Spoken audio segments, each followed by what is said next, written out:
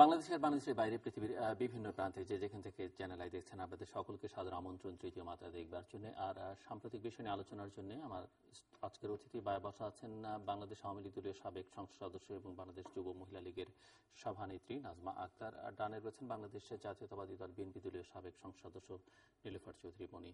স্বাগত আপনার দুজনকে স্টুডিওতে। নাজমা আক্তার, আপনাকে দিয়ে শুরু করি যে শোকের মাস অগাস্ট এবং এই মাসে প্রধানমন্ত্রী একাধিক বক্তৃতা বলেছেন যে এই দেশের জন্য, দেশের মানুষের জন্য তিনি যে কোনো ত্যাগ স্বীকারে প্রস্তুত রয়েছেন। এবং বিএনপি তার সর্বশেষ বক্তব্য, বিএনপির মুখপাত্র যেটি বলেছেন সেটি হচ্ছে যে প্রধানমন্ত্রীকে আর বেশি ত্যাগ স্বীকার করতে হবে না বা কোনো ত্যাগ স্বীকার করতে হবে না, শুধু একটি নির্দলীয় নিরপেক্ষ সরকারের অধীনে নির্বাচন দিলেই তারা মনে করেন তার যথেষ্ট ত্যাগ স্বীকার করা হয়েছে বা সেটি যথেষ্ট হবে। বিএনপির এই বক্তব্যকে আপনি কিভাবে দেখছেন? ধন্যবাদ আপনাকে জিলুর ভাই।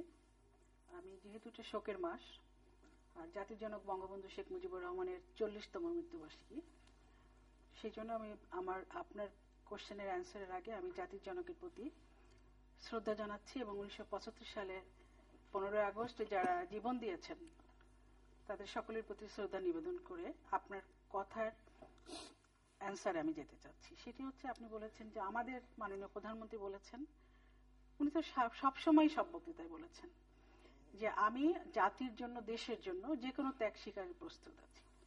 কারণ ওনার মতো ত্যাগ স্বীকার কে করেছে বা ওনার ফ্যামিলির মতো ত্যাগ স্বীকার এই বাংলাদেশের জন্য কেউ করেছে কিনা এটা তো কেউ বলতে পারবে না যে প্রধানমন্ত্রী শেখ হাসিনা এবং তার পরিবারের মতো এই বাংলাদেশের জন্য, বাংলাদেশের সমাজ ব্যবস্থার জন্য, বাংলাদেশের মানুষের জন্য কোনো ত্যাগ স্বীকার যদি কেউ বেশি করে থাকে সেটি হচ্ছে আমাদের মাননীয় প্রধানমন্ত্রী জননেত্রী শেখ হাসিনা। উনি যথার্থই বলেছেন এবং সেই উদাহরণ তো বারবার আপনারা দেখেছেন যে 1975 সালে সপরিবারে তার মা সহ ছোট্ট শিশু 8 বছরের তার ছোট ভাই শেখ রাসেলকে হত্যা করা হয়েছে।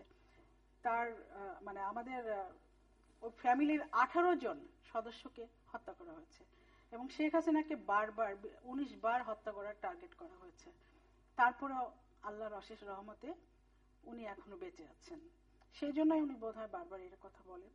আর এই প্রসঙ্গে যদি আপনি বিএনপির রাজনীতির কথা বলেন, বিএনপির নেতৃবৃন্দ আমি শুনেছি বেগম খালেদা জিয়া কি এটাও বলেছেন যে 2 মাসের মধ্যে একটা সরকার পরিবর্তন হয়ে যাবে। আমি সেটা সেদিন শুনলাম এবং আমাদের নেতৃবৃন্দ এটা নিয়ে কথা বলছিলেন।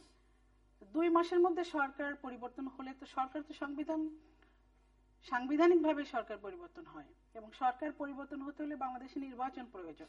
আমি যে প্রশ্ন করছি, ওনারা বলছেন যে প্রধানমন্ত্রী শুধু ওইটুকু ত্যাগ স্বীকার করুন যে একটি নির্বাচন দিয়ে দিন নির্দলীয় সরকারের অধীনে, আর কিছু চান না ওনারা। আচ্ছা, তো ত্যাগ সেটাই ওনারা মনে করেন যথেষ্ট। নির্দলীয় একটা নির্বাচন যদি প্রধানমন্ত্রী দেন, তাহলে প্রধানমন্ত্রী কি শুধুমাত্র নির্বাচনের জন্যই নির্বাচন দিবেন? বিএনপি যখন নির্বাচন চাইবে তখনই নির্বাচন দিবেন, নাকি সংবিধান অনুযায়ী নির্বাচন দিবেন? আর এখন কি ওনারা বলবেন আর ওনারা নির্বাচন দিবেন? সেটা তো হতে পারে না। নির্বাচনের একটা সুনির্দিষ্ট সময়সীমা আছে, 2019 সালে নির্বাচন হবে। এখন বিএনপি তো নিজেরাই নির্বাচনে অংশগ্রহণ করার জন্য নিজেরাই প্রস্তুত না, তাদের দল গোছানো না।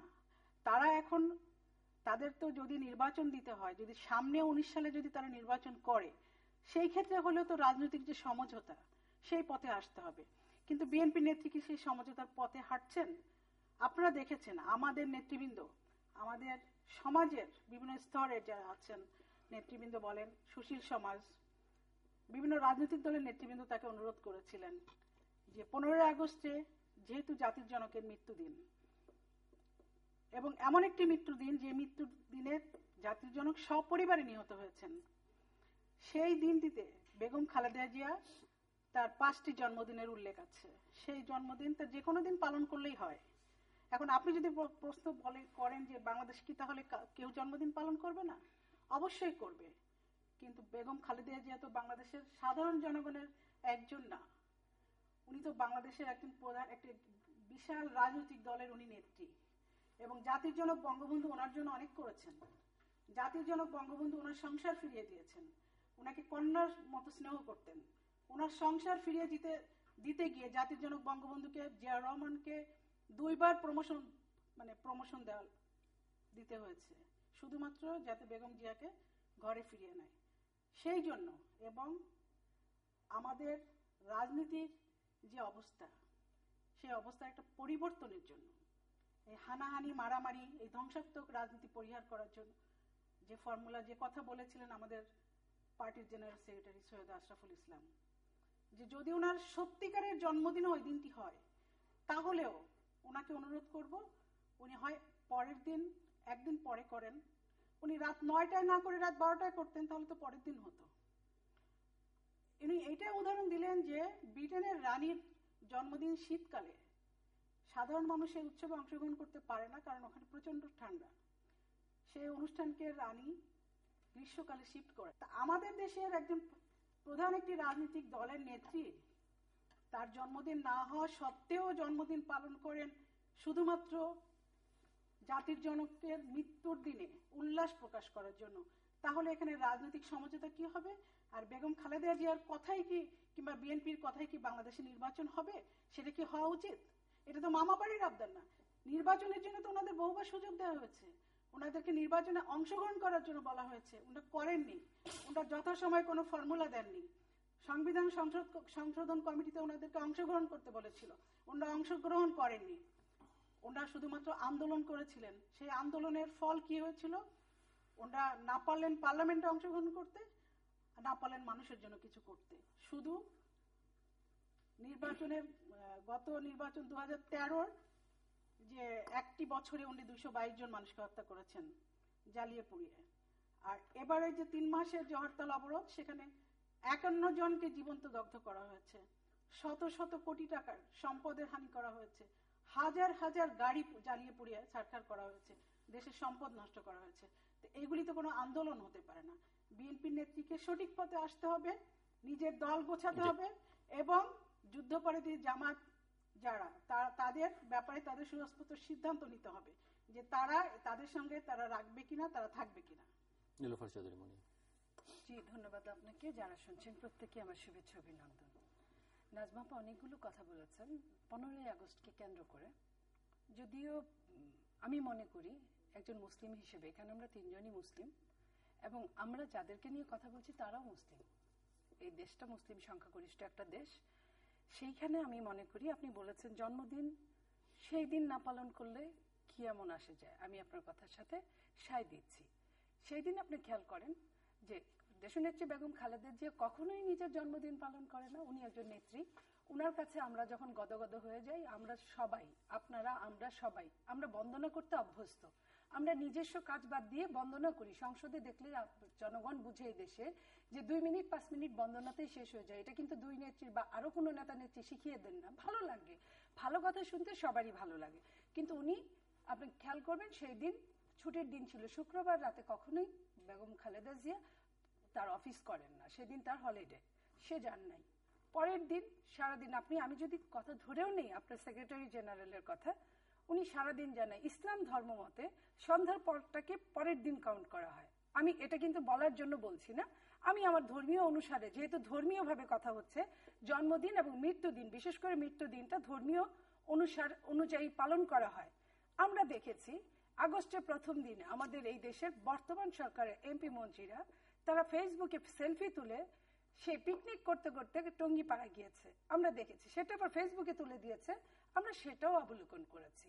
ইউটিউবের মতো করে ওখানে ক্লিক করলেই আপনার দেখা যায় কে কেমন হাসছে, কে কেমন ড্রেস পরে গেছে, গাড়িটা কেমন ছিল। আমরা সেগুলো বলতে চাই না। কালো ড্রেস পরলেই যদি শেখ মুজিবকে মনে প্রাণে স্মরণ করা হয়, আমি এটা বিশ্বাস করি না। শ্রদ্ধা বোধ থাকে মনে, যেটা আমি আপনাকে প্রমাণ দিচ্ছি। আপনারা কথায় কথায় বলেন খালেদা জিয়া কে শেখ মুজিবুর রহমান মেয়ের মতো স্নেহ করতেন, তার সংসার টিকিয়ে দিয়েছেন। পৃথিবীতে নাজমাপা আপনি একটা মেয়ে, আমি একটা মেয়ে, বলেন তো কোন সংসার আছে যেখানে কখনোই তর্ক হয় না, কখনোই মনোমালিন্য হয় না? আমি জানি না তারা বড় মাপের, আমি জানি না। আমরা তো এমনও শুনি যে প্রধানমন্ত্রী সংসার, উনি কি সুখী ছিলেন? আমি সেটা নিয়েও কথা বলবো না। একটা এই পর্যায়ের নেতা নেত্রীরা জনগণের সম্পত্তি, জনগণ কথা বলতেই পারে, আমি ধরেই নিলাম।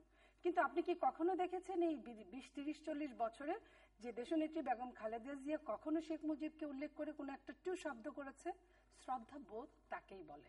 শ্রদ্ধা বোধটা আসে মন থেকে। আর আপনি বলেছেন মৃত্যুবার্ষিকী, আসলে 15 দিন ব্যাপী মৃত্যুবার্ষিকী ঢাকঢোল পিটিয়ে করলে কি মন থেকে মৃত্যুবার্ষিকী করা যায়? 15 আগস্ট পালন করতে গিয়ে কুষ্টিয়ায় জাতীয় শোক দিবসের র্যালিতে দুই পক্ষের সংঘর্ষে একজন পাঞ্জাবি পরিহিতকে টেলিভিশনে দেখেছি আমরা ওপেন গুলি করতে। সে আপনাদের দুই গ্রুপের এক গ্রুপ, এবং নিহত হয়েছে সেখানে সবুজ নামে একটা ছেলে।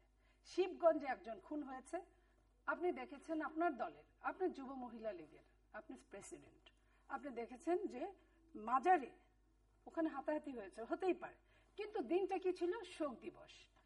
চাঁদা না পেয়ে শিশুদের পিটিয়েছে যুবলীগ, সেটা কোথায়? চাঁদপুরের কচুয়ায়। ওয়াশিংটনের দূতাবাস, সেখানেও দুই পক্ষ মারামারি করেছে।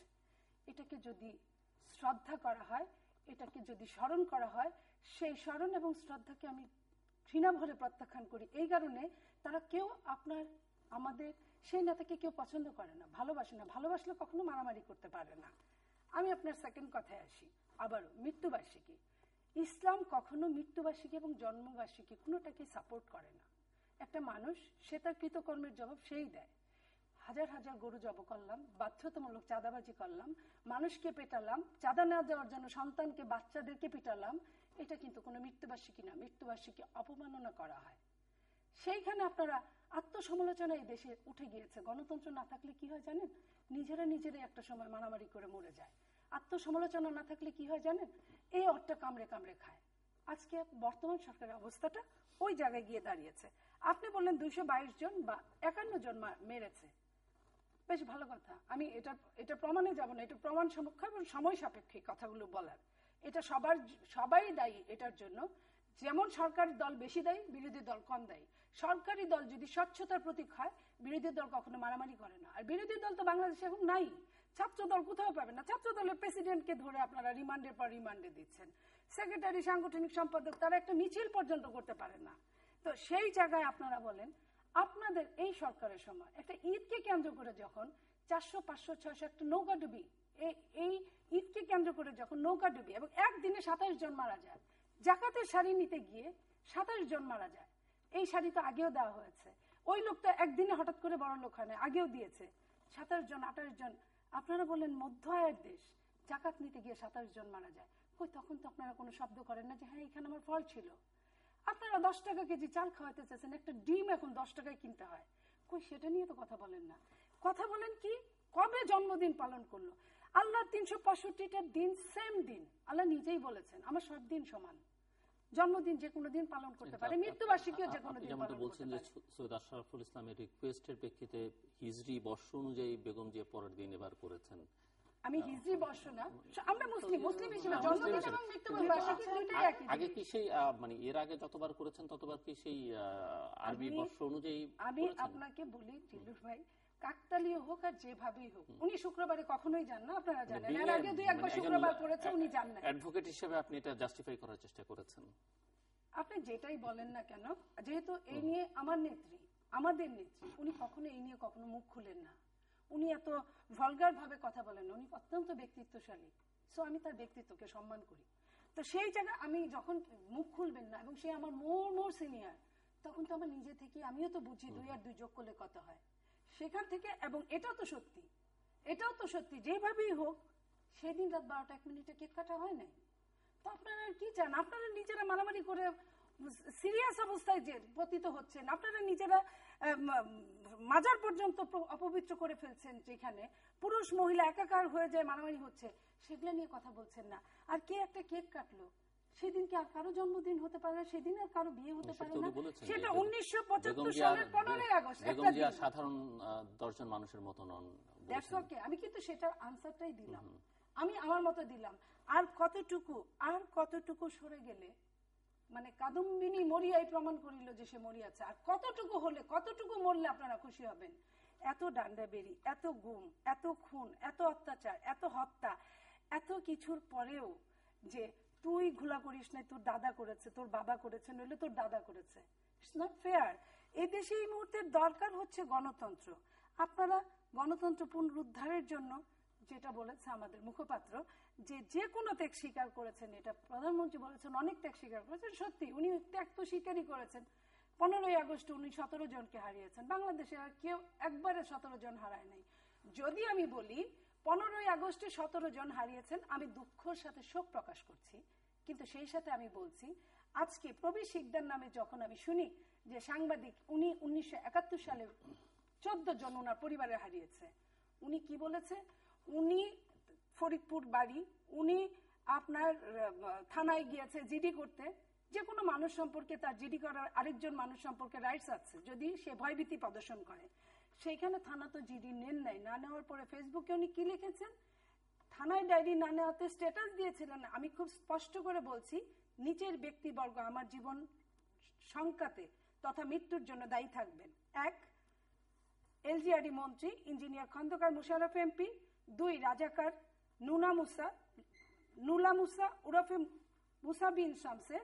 3, যুদ্ধাপরাধী বাচ্চু রাজাকার ওরফে মৌলানা আবুল কালাম আজাদ। এবং এই 3 জনের অনুসারী ও সহযোগীরা।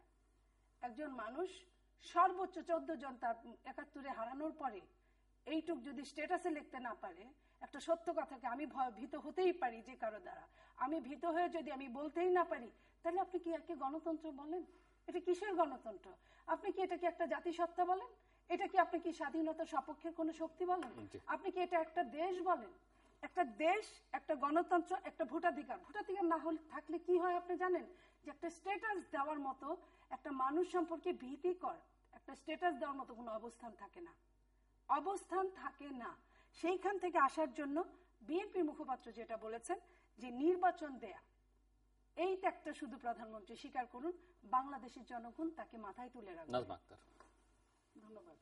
যে কথাটা মনিয়াপা বলতে চেষ্টা করেছেন যে এবার 9টার সময় করেছে, তার মানে এটা নাকি আমাদের মুসলমানদের বিধান অনুযায়ী সন্ধ্যার না, কোন মুসলমানদের বিধানের জন্ম মৃত্যু কিছুই নাই, এটা কিছুই নাই। মৃত্যু কথা বলেন না, আমি কথা বলি, আপনার সময় আমি কথা বলিনি। আপনার অনুযায়ী যে ওইটা পরের দিন পড়েছে, এটা সম্পূর্ণ ভুল ধারণা, ভুল কথা, ভুল তথ্য।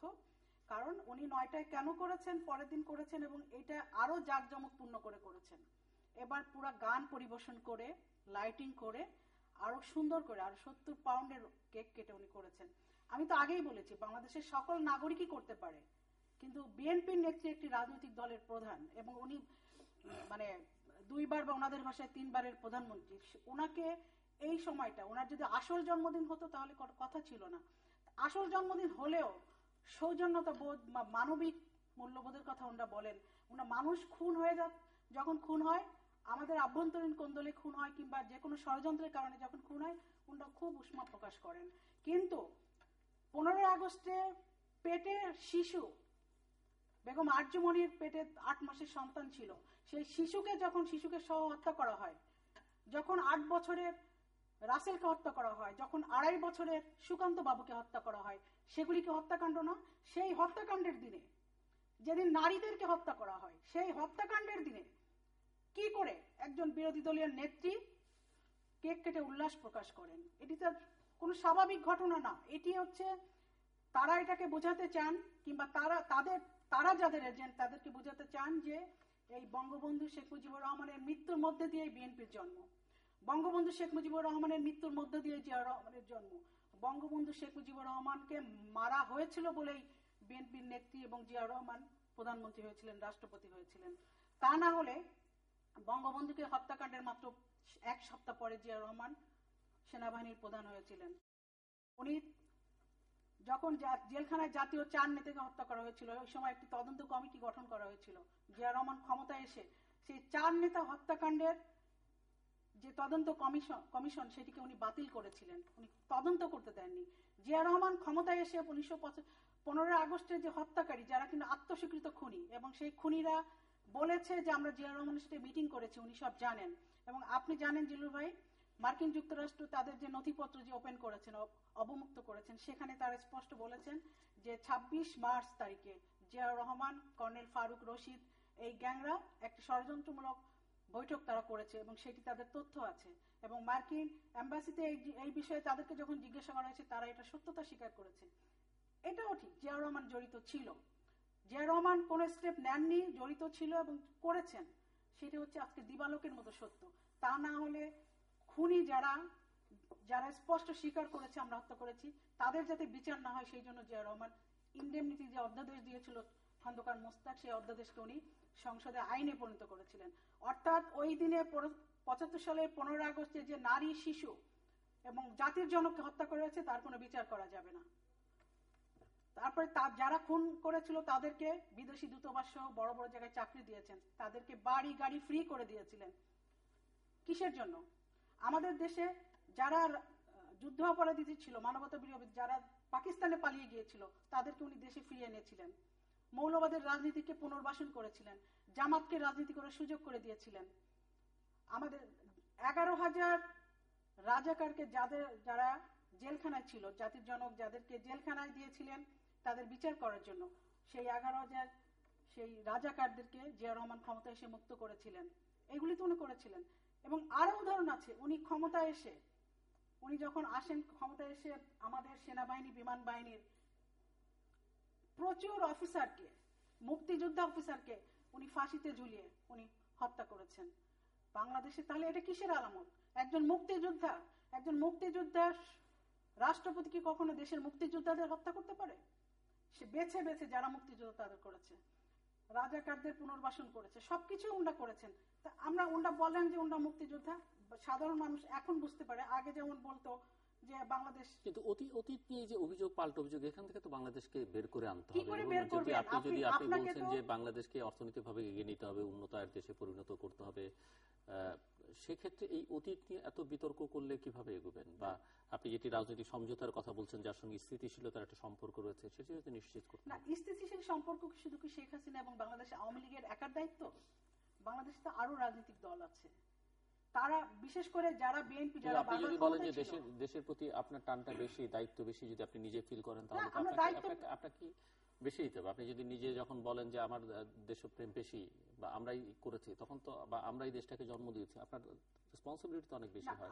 অবশ্যই আমার রেসপন্সিবিলিটি বেশি, সেই জন্যই দেশটাকে আমরা এগিয়ে নিয়ে যাচ্ছি। সেই জন্য বাংলাদেশে আজকে মধ্যম আয়ের দেশে পরিণত হবে, নিম্ন মধ্যম আয়ের দেশে মানে পদার্পণ করেছে। এখন পর্যন্ত আমরা নিম্ন মধ্যম আয়ের দেশে, এবং আমাদের টার্গেট হচ্ছে 41 সালের মধ্যে, যে ধারায় আমরা এগোচ্ছি, 21 সালের মধ্যে মধ্যম আয়ের, পূর্ণাঙ্গ মধ্যম আয়ের দেশ, এবং 41 সালের একটি টার্গেট।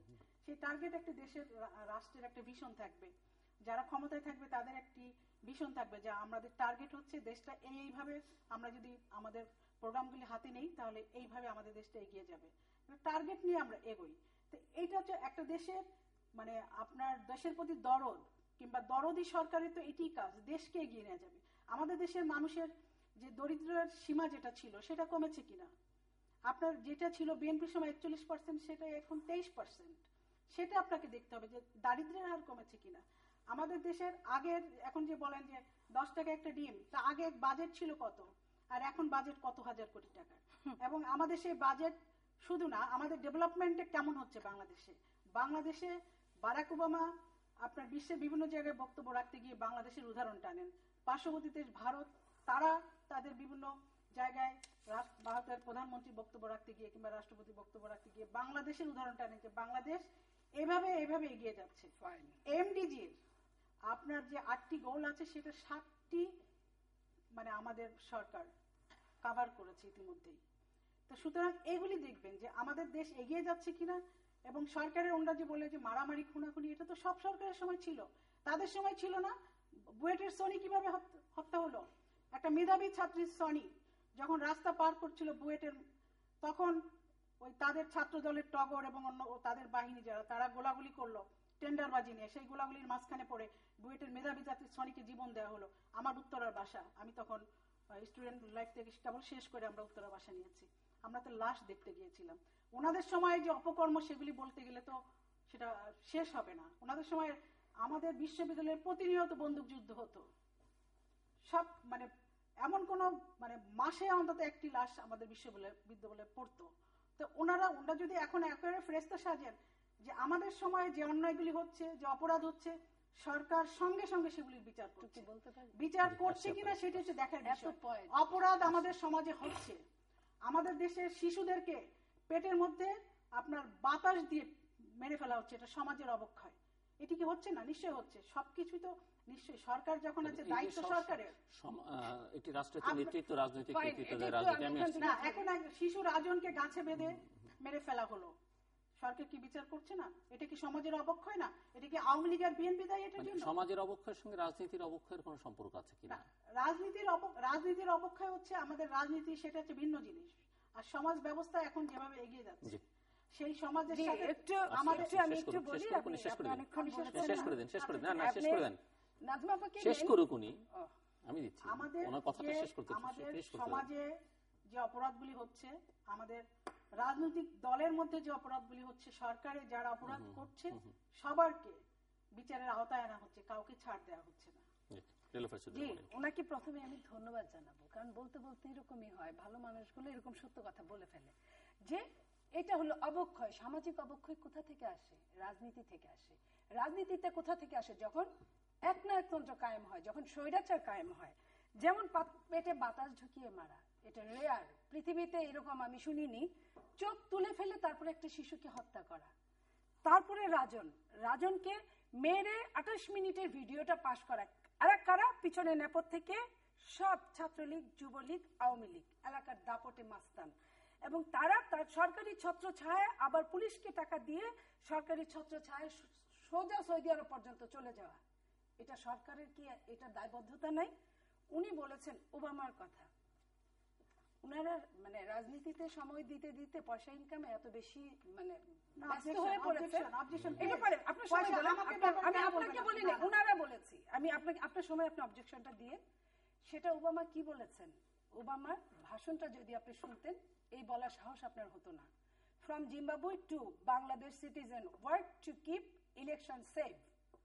অর্থাৎ জিম্বাবুয়ে থেকে বাংলাদেশ, যেখানে নাগরিক সমাজ নির্বাচনকে নিরাপদ রাখার জন্য কাজ করে যাচ্ছে, নাগরিক সমাজ যে ওবামারা কখনোই 2014 সালের ভোটকে স্বীকৃতি দেন নাই এখন পর্যন্ত, আজও অবধি, যে কারণে আপনাদের মন্ত্রীরা বলে জিএসপিটা বাদ দেওয়া হয়েছে।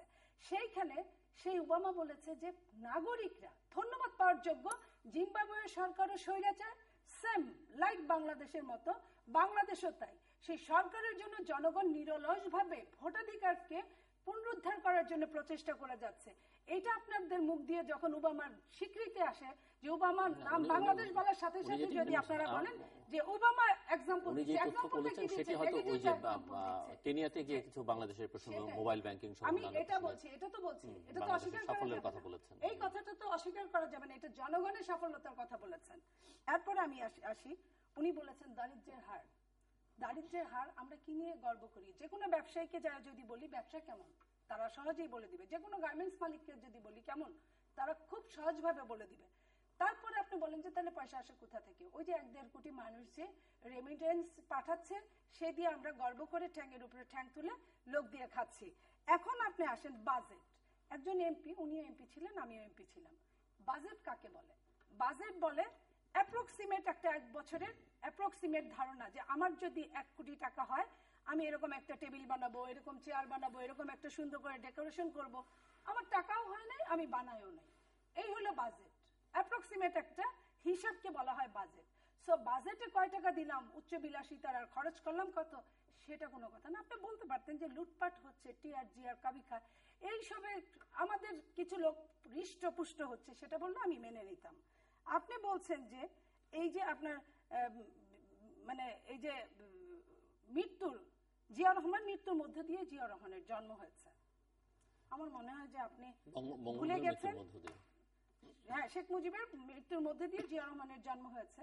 আমি ওনাকে স্মরণ করে দিতে চাই, খন্দকার মুস্তাকের 81 দিনের শাসন আমলে শেখ মুজিবের সরকারের 21 জন মন্ত্রী ছিলেন।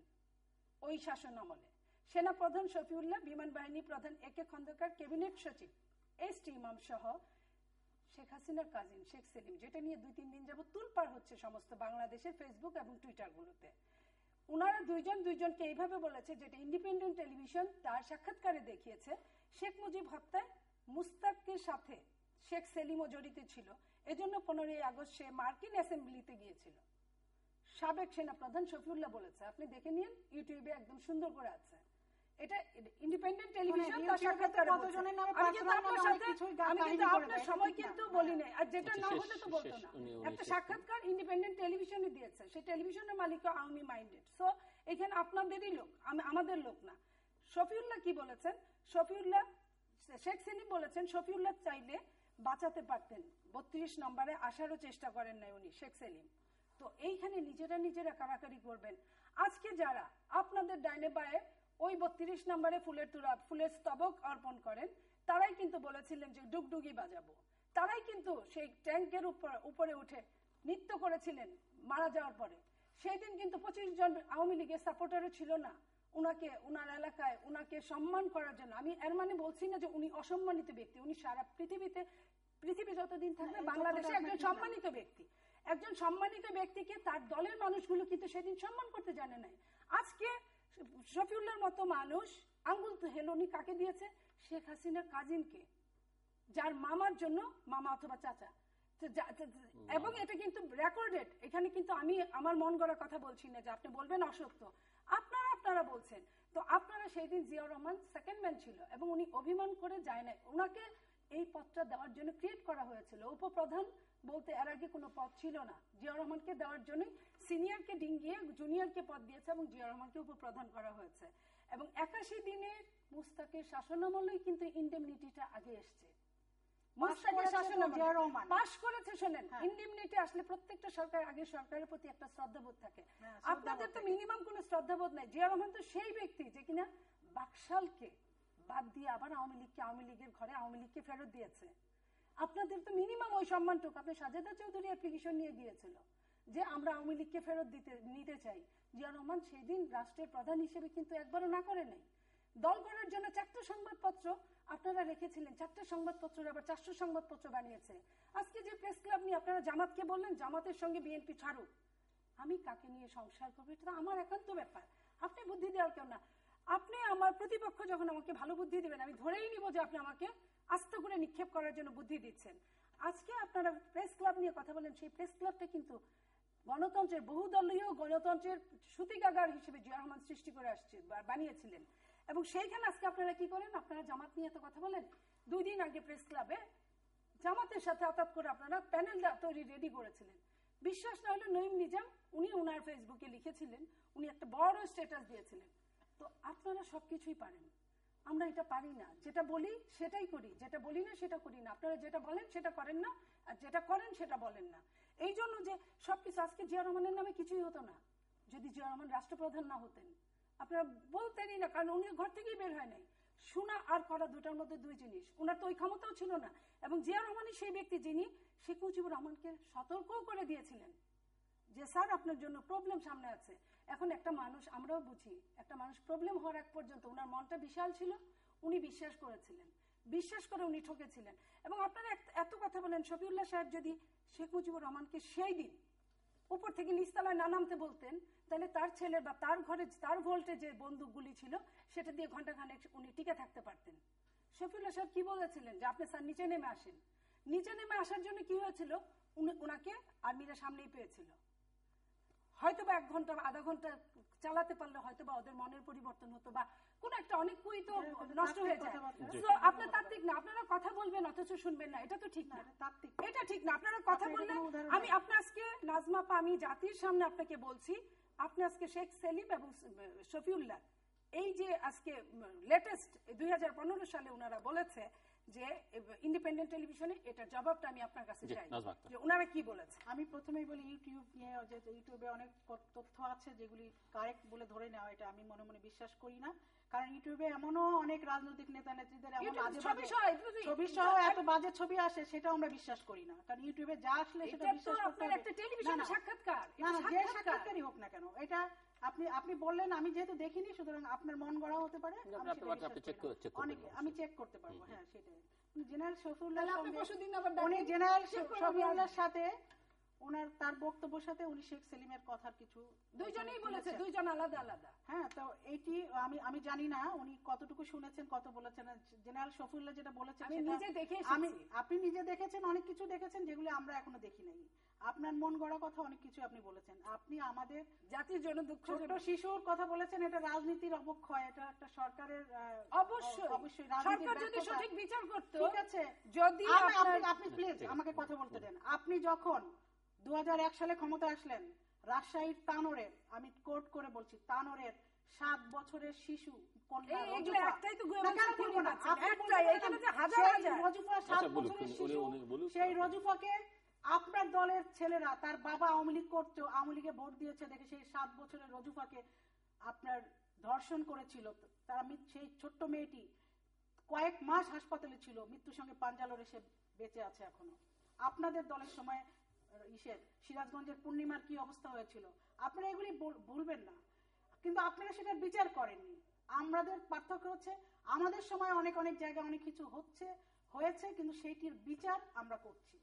এইটা আপনি বলেছেন জামাতকে আপনারা ছাড়বেন না, আমি একবারও বলিনি ছাড়বো না, আমি বলছি আমেরিকার উদাহরণ দেন। আপনি আমেরিকার উদাহরণ দিচ্ছেন, আমেরিকার কথা বলেন। আমেরিকা আমাদের নির্বাচনের ব্যাপারে বলেছে, আমেরিকা তো তাদের পার্লামেন্টে এটাও বলেছে বিএনপিকে জামাত ছাড়ার পরামর্শ দিয়েছে। আপনারা সেটা শোনেন, আপনারা না আপনাদের অপরাধমূলক কর্মকাণ্ডগুলি আপনারা কেন আমেরিকার ওই কথা আপনারা শুনবেন না? তো আমেরিকার উপদেশ আমাদের দেশে নির্বাচন কোন ব্যবস্থায় হয়েছে, আমরা কি আমেরিকার নির্বাচন নিয়ে কথা বলি? আমেরিকার নির্বাচনেও তো অনেক তাদের মানে সদস্যরা বিনা প্রতিদ্বন্দ্বিতা নির্বাচিত হয়ে আসছে, আমরা তো সেটা নিয়ে সমালোচনা করি না। আমাদের দেশের সাংবিধানিক ধারাবাহিকতা রক্ষার জন্য একদম যথাসময়ে টাইম অনুযায়ী বাংলাদেশে নির্বাচন হয়েছে। নির্বাচনে বিএনপি অংশগ্রহণ করেনি জিলুর ভাই, সেটি হচ্ছে বিএনপির রাজনৈতিক ব্যর্থতা, কিন্তু সেই জন্য বাংলাদেশের গণতন্ত্র থেমে থাকবে না, নির্বাচনী ব্যবস্থাও থেমে থাকবে না। এখন বিএনপি কথায় কথায় শুধু নির্বাচন দিতে হবে, বিএনপি ক্ষমতায় আসলে গণতন্ত্র ঠিক আছে, আর ক্ষমতায় না থাকলে গণতন্ত্র ঠিক নাই। বিএনপি যখন ক্ষমতায় ছিল তখন এই বিএনপির নেত্রী বেগম খালেদা জিয়া, উনি যখন সংসদীয় দলের নেতা ছিলেন, উনি কয়বার সংসদে গিয়েছেন? উনি মাত্র 8% সময়ে সংসদে উপস্থিত ছিলেন। আর এবার পুরো 5 বছরে উনি মাত্র 10 দিন সংসদে উপস্থিত হয়েছেন। এই যদি হয় ওনার গণতন্ত্রের নমুনা? আর গণতন্ত্রে মানে কি, সংসদে ঢুকে ফাইল চোরাচুরি, কিছু অশালীন বক্তব্য, কিছু ইতিহাস বিকৃত করে বক্তব্য দিয়ে ওনারা সংসদ থেকে বেরিয়ে এসেছেন। সংসদে কোন ব্যাপারে, জনগণের কোন ইস্যু নিয়ে ওনারা গঠনমূলক কথা বলেছেন? আর ওনারা দুর্নীতির কথা বলেন, দুর্নীতি হচ্ছে এই হচ্ছে ওনাদের স্থায়ী কমিটির সদস্য, আমি যদি ভুল না করে জনাব মওদুদ সাহেবের বইয়ে বিএনপির আমলের দুর্নীতির যে চিত্র তুলে ধরেছে, সেটি যদি উনি একটু পড়েন তাহলে বাংলাদেশের অন্যান্য দুর্নীতির কথা উনি একটু কম বলবেন। দুর্নীতি এখন কোন ক্ষেত্রে যে দুর্নীতি কেউ করছে না এটা বলবো না, অনেক ক্ষেত্রে হয়তো অনেক জায়গায় হচ্ছে, কিন্তু সেইটার ব্যাপারেও ব্যবস্থা নিচ্ছে কিনা সেটা আপনি দেখেন। আপনি তো বিরোধী দলে আছেন এই দুর্নীতিগুলো ধরিয়ে দেওয়ার জন্য, আপনারা ধরিয়ে দেন, আপনারা বলেন সেই অনুযায়ী ব্যবস্থা হচ্ছে কিনা সেটি দেখেন। আমাদের নেত্রী শেখ হাসিনা ক্ষমতায় আসার পরে তো বাংলাদেশে আপনার রাষ্ট্রীয় যে সন্ত্রাস, রাষ্ট্রীয় যে হত্যাকাণ্ড, সেগুলি যে বিচারের যে বন্ধ ছিল, সেই বিচারগুলি তো উনি সম্পন্ন করেছেন। সবচেয়ে যেটা বড় ইস্যু, যেটি আমাদের নির্বাচনী কমিটমেন্ট জনগণের কাছে যেটি ছিল, সেটি ছিল যুদ্ধাপরাধীদের, বিশেষ করে মানবতা বিরোধী অপরাধীদের বিচার করা।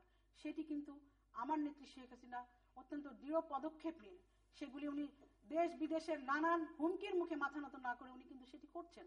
এটি তো ওনাদের অ্যাপ্রিসিয়েট করা উচিত। ওনারা যদি মুক্তিযোদ্ধার দল হয়ে থাকেন, ওনারা সেটা অ্যাপ্রিসিয়েট করবেন না? ওনারা যদি কোন প্রথমে দেখতেন কোন মানে মানবতা বিরোধী অপরাধীর যখন বিচার হতো বা রায় হতো, ওনারা হরতাল, জামাত ইসলাম হরতাল দিত, ওনারা সমর্থন করতেন। ওনাদের হরতালের কারণে ওনারা পার্শ্ববর্তী আমাদের দেশ ভারতের রাষ্ট্রপতি প্রণব মুখার্জির সাথে ওনারা দেখা করেন নাই, তার জন্য ওনাদের অনেক কাঠখড় পোড়াতে হয়েছে। ওনারা মনে করেছিলেন যে তখনকার যারা ক্ষমতায় ছিল তখন মনে হয় এটা মনে হয় আওয়ামী লীগের সঙ্গে তাদের বেশি সখ্যতা, কংগ্রেসের সাথে ভারতের। ওনারা সেই জন্য এবার যখন মোদী সরকার ক্ষমতায় আসলো, ভারতের বিজেপি সরকার, তখন ওনারা খুবই উৎফুল্ল হলেন।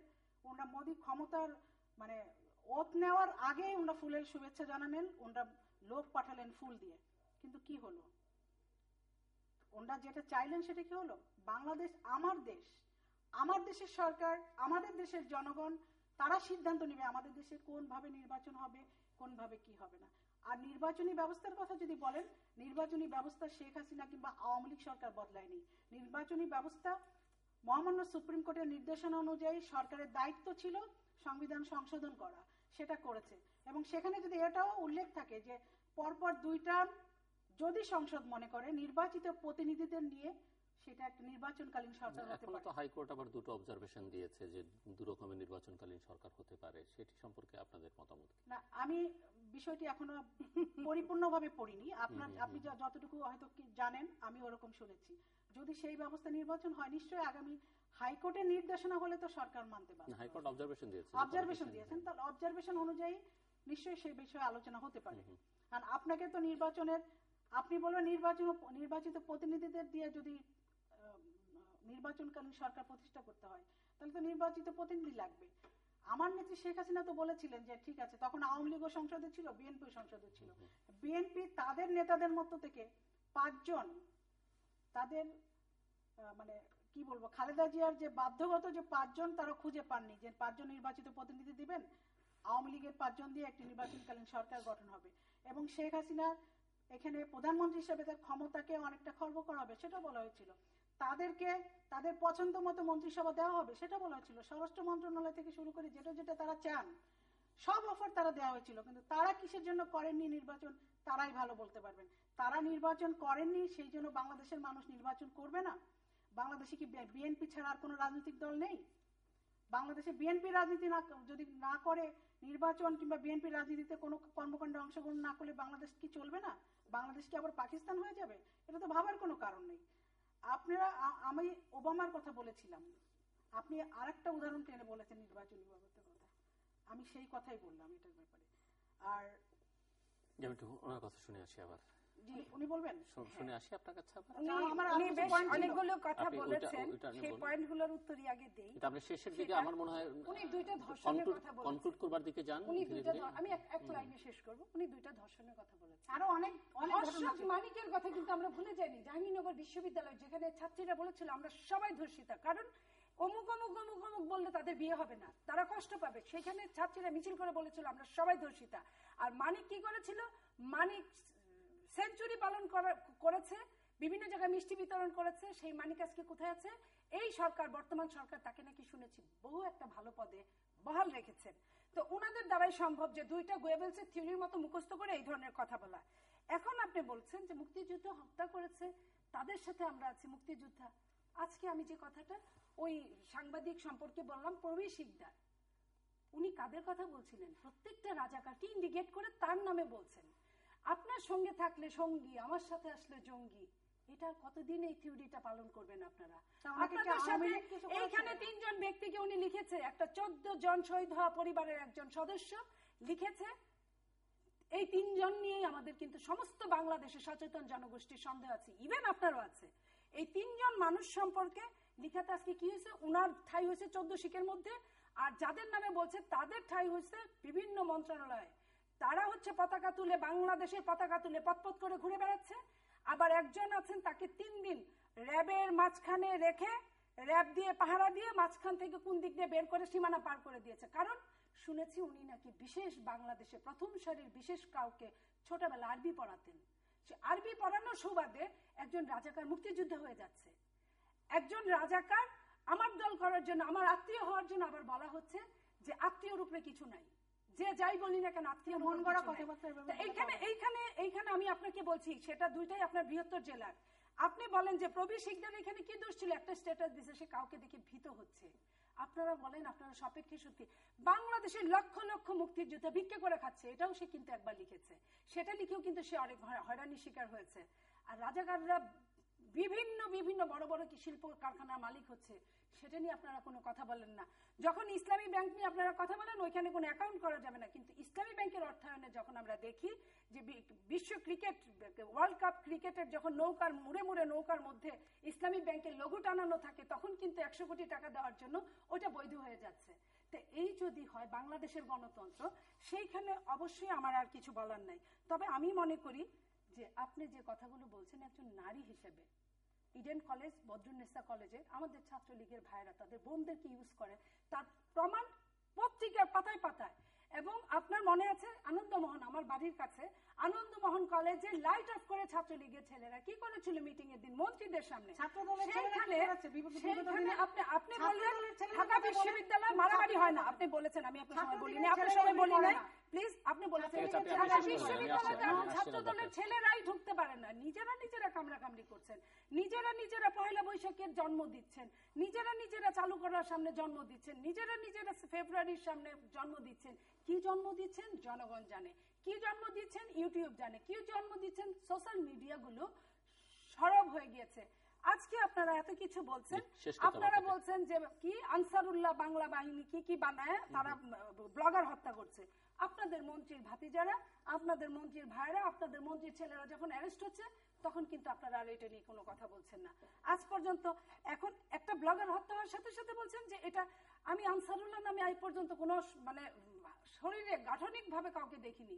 আপনারা বলছেন নিজেরা একটা স্ট্যাটাস দিয়ে আমি আনসারুল্লাহ আমি হত্যা করেছি, কিন্তু পরবর্তীতে আমরা কি দেখছি আনসারুল্লাহ নাম দিয়ে অভিজিতের বাবা কি বলছে না আমার ছেলেকে ওরা হত্যা করে, সরকারের ছত্র ছায়া হত্যা হয়েছে। তো সেইখানে আপনারা তখন কথা বলেন না, এবং এইখানে আপনারা কি করছেন বাংলাদেশের মানুষকে জঙ্গি জাতাকলে দিয়ে জঙ্গির সামনে রেখে আপনারা অন্যায়ভাবে ক্ষমতাকে আঁকড়ে ধরতে চান।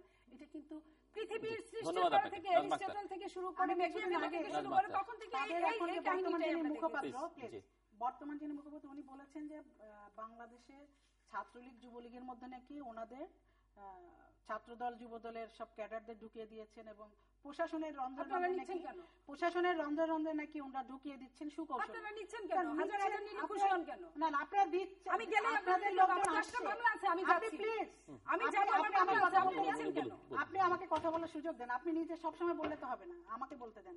আপনি ছাত্রলীগের কথা বারবার কেন বলবেন? আপনি ছাত্রলীগ নামধারী কেউ কোনো কিছু করতে পারে। ছাত্রলীগের এই পর্যন্ত যারা অন্যায় করেছে, অপরাধ করেছে, আমি তো আপনাকে বারবার বলেছি একজন অপরাধীকে দেখান সেই ব্যাপারে ছাত্রলীগ পদক্ষেপ নেয়নি কিংবা আমাদের প্রশাসন থেকে পদক্ষেপ নেয়নি। আপনার গদবাধা মুখস্থ কথা আমাকে কেন বলবেন? আপনি মুখস্থ কথা বলেন, আপনি যখন মুখস্থ কথা বলেন ওইটাই পড়ে যান, কিন্তু বাস্তবতাটা যে ভিন্ন জিনিস। আপনার সময়ে আপনার ছাত্রদল, আপনার সময়ে আপনি ইডেন কলেজ বনরুসা কলেজের কথা বলছেন, আপনার সময় ইডেন কলেজের চিত্রটা একটু দেখেন তো। আপনার সময় নেত্রীদের চেহারাগুলি দেখছেন আপনি কখনো? তারা কি করত? এইগুলি নিয়ে আমরা তখন ঢাকা বিশ্ববিদ্যালয়ের স্টুডেন্ট, আমরা জানতাম। আপনি শুধু যদি এখন ছাত্রলীগের আপনি নাম বলেন, নাম না বলে গণহারে ছাত্রলীগকে আপনি দুর্নাম দিবেন না। ছাত্রলীগ হচ্ছে একটি ঐতিহ্যবাহী সংগঠন, ছাত্রলীগের ইতিহাসের সাথে বাংলাদেশের ইতিহাস জড়িত। ছাত্রলীগ নামধারী কিংবা ছাত্রলীগে অনুপ্রবেশকারী যদি কেউ কোনো অন্যায় অপরাধ করে থাকে সেটি হচ্ছে বিচার্য বিষয়। সেই বিষয়ে আপনি স্পেসিফিক কারো নাম ধরে কিংবা পদ ধরে আপনি কথা বলতে পারেন, আপনি টোটাল ছাত্রলীগে অপবাদ দিতে পারেন না। এটি আপনার ছাত্রলীগ হয়েছে ছাত্রলীগের, এই জন্য বললাম ছাত্রলীগ যারা অন্যায় করেছে আমরা অন্যায়কারীর বিপক্ষে, সেটা আপনি হন না কেন আমি হব, আমি আমার দলের হোক কিংবা দলের বাইরে যে হোক আমি তার বিপক্ষেই কথা বলবো। লক্ষ লক্ষ মুক্তিযোদ্ধা ভিক্ষা করছে, কে আপনাকে তথ্য দিল? এই যে স্ট্যাটাস গুলো দেখেন না, আপনি স্ট্যাটাস দেন। আমি তো মনে করি মনিয়াপা ফেসবুকের কথা বলেন, ইউটিউবের কথা বলেন, ফেসবুক দেখে তো এই ফেসবুকে অনেককে নিয়ে অনেক অশালীন কথা আমি দেখেছি। এটা হতে পারে, ওগুলো বাদ দেন, আপনি ফেসবুকের প্রতিটি বক্তব্য কি সত্যি? আপনি ব্লগারের পক্ষ, একসময় ব্লগারের পক্ষ নেবেন, আমি কিন্তু পক্ষ নেই। যে কোনো ব্যক্তি যে কোনো ধর্মের বিরুদ্ধে মেরে ফেলার অধিকার কারণ না, অবশ্যই তাকে মেরে ফেলার অধিকার কারণ নাই। কোন ব্লগার বলেন, কোন যে অন্য ধর্মের লোক বলেন, কাউকেই হত্যা করার বিনা বিচারে মারার আল্লাহ তাআলা কাউকেই দেয়নি, বিনা বিচারে দেয়নি। সেটা যারা করছে তাদেরকে তো সরকার ধরার চেষ্টা করছে এবং করেছেও, ধরেছেও, অনেককেই ধরেছে। এখন সব অপরাধীকে কি কোনো সময় কোনো সরকার সবসময় ধরতে পেরেছে? আর আমাদের দলের কোন নেতা এই ব্লগার হত্যার সাথে জড়িত? অভিজিতের বাবা এই ধরনের কথা বলেনি। উনি বলেছেন যেহেতু ওখানে পুলিশ ছিল, পুলিশ কিছু করতে পারেনি। যখন যারা অভিজিৎকে হত্যা করলো ওই সময় পুলিশ কিছু দূরে ছিল, তারা যদি অভিজিতের বাবা বলেছেন তারা যদি কার্যকর পদক্ষেপ নিত হয়তোবা যারা হত্যা করেছে তাদেরকে ধরা সম্ভব হতো। কিন্তু এই হত্যাকাণ্ড যারা আনসারুল্লাহ বাংলা টিম বলেন অন্য কোনো জঙ্গি সংগঠনের নামে যারা হত্যাকাণ্ডগুলি ঘটায় তারা তো সুপরিকল্পিতভাবে ঘটায়, এবং সেই জন্য আমাদের আইন শৃঙ্খলা রক্ষাকারী বাহিনী তো সর্বদা সচেষ্ট এবং প্রতিনিয়ত তারা বিভিন্ন ধরনের জঙ্গিদের ধরছেন এবং সেটা করছেন দেখেই বাংলাদেশ একটি, হ্যাঁ এখানে 90% মুসলমানদের বসবাস, আমরা মুসলিম প্রধান দেশ, এখানে দেখেন অন্যান্য জায়গায় কি হচ্ছে, বিভিন্ন জঙ্গিরা কিভাবে হামলা করছে। আজ পাকিস্তানে গত পরশু পাঞ্জাবের একজন স্বরাষ্ট্রমন্ত্রীকে, প্রাদেশিক স্বরাষ্ট্রমন্ত্রীকে তারা আত্মঘাতী বোমা মেরে হত্যা করেছে। প্রতিনিয়ত তাদের গাড়ি বোমা হচ্ছে, মসজিদে হচ্ছে, আজকে সৌদি আরবে দেখেন সেখানে হচ্ছে। কিন্তু বাংলাদেশে এত কিছুর মধ্যেও বাংলাদেশের এই যে জঙ্গি তৎপরতা থেকে বাংলাদেশের মানুষকে যে রক্ষা করছেন, এটা আইন শৃঙ্খলা রক্ষাকারী বাহিনীকে আপনার কৃতিত্ব দিতে হবে। তারা যে 100% সফল কোন দেশের আইন শৃঙ্খলা রক্ষাকারী বাহিনী না।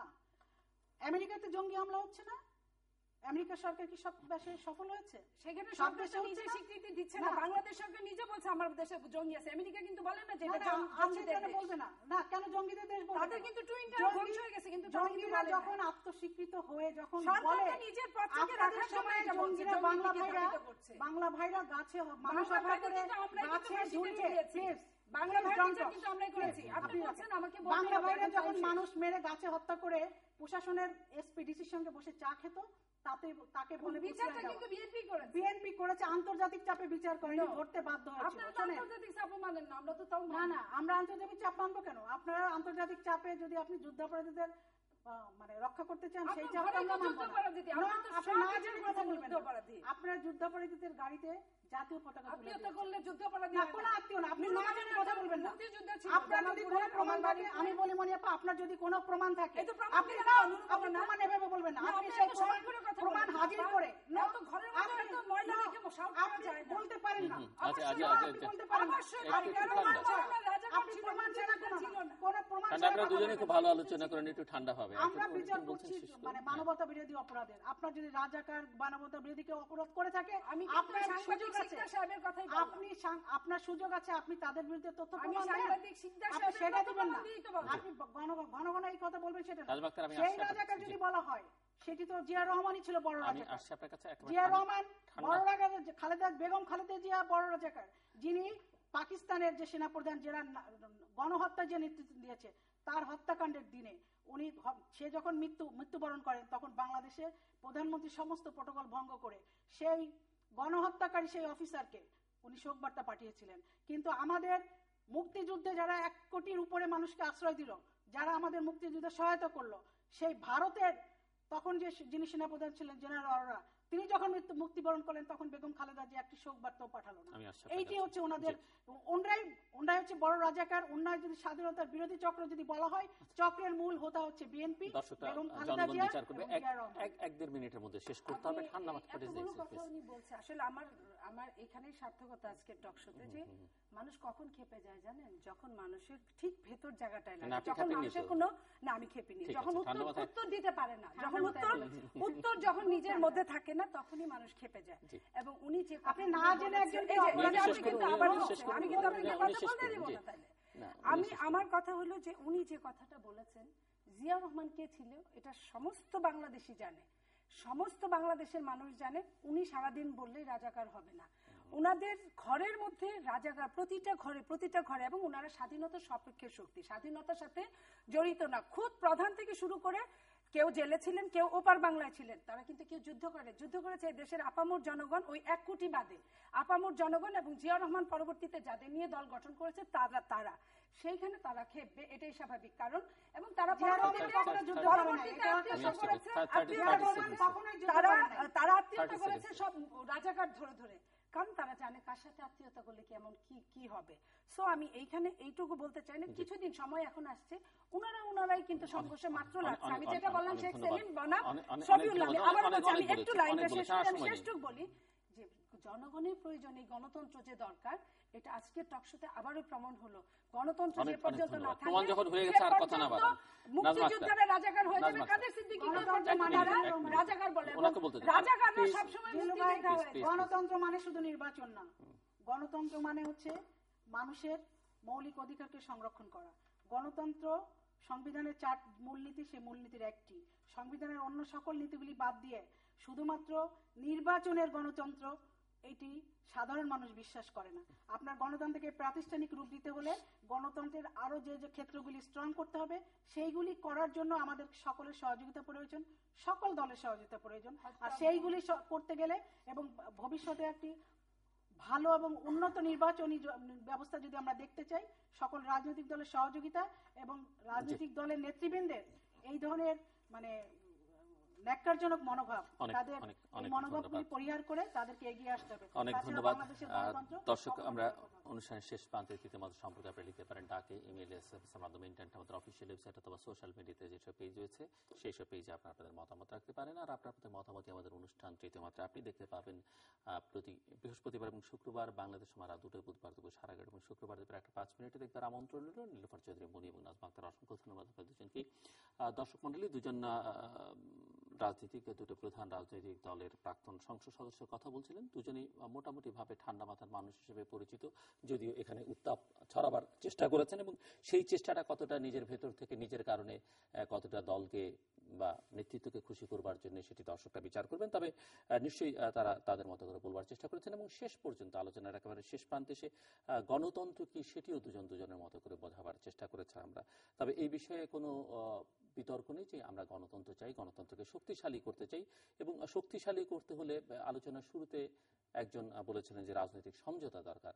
এই রাজনৈতিক সমঝোতার প্রধান দুটো রাজনৈতিক শক্তির মধ্যে রাজনৈতিক সমঝোতার কোনো বিকল্প নেই এবং রাজনৈতিক সমঝোতায় পৌঁছতে হলে এই দুই নেত্রী এবং তাদের সতীর্থরা, নেতৃবৃন্দ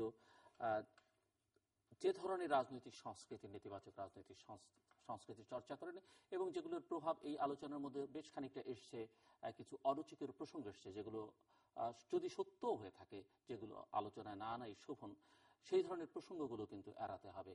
এই ধরনের অতীতে বহু ঘটনা ঘটেছে, দুপক্ষই কেউ হয়তো কম, কেউ হয়তো বেশি, কিন্তু দুপক্ষের দিক থেকেই কম বেশি আছে। এই বিষয়গুলোকে এড়াবার চেষ্টা করা, অতীতটাকে সামনে যত কম আনা যায় বরং সামনের দিকে তাকাবার চেষ্টাটা করতে হবে এবং সেটি করাই বাঞ্ছনীয় দেশের জন্য, গণতন্ত্রের জন্য, দেশের অর্থনৈতিক অগ্রযাত্রার জন্য, যেটি সরকার বলছে যে দেশকে উন্নত দেশে তারা পরিণত করতে চান এবং শেষ পর্যন্ত তাদের নিজেদের জন্য। দর্শক আমাদের সঙ্গে থাকবার জন্য অসংখ্য ধন্যবাদ আপনাদের সবার।